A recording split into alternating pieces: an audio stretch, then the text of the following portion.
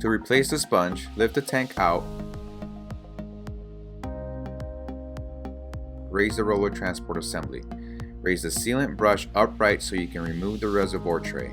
Then, from the back side of the machine, slide the tray out. It will be full of sealant, so be careful not to spill any into the machine. Pull the old sponge and bracket from the tray.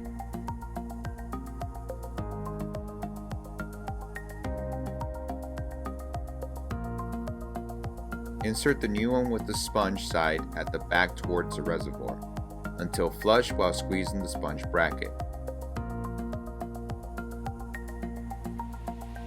Then slide the tray back into the machine. From the front of the machine, flip the brush back down. Lower the transport assembly and reinsert the sealant tank.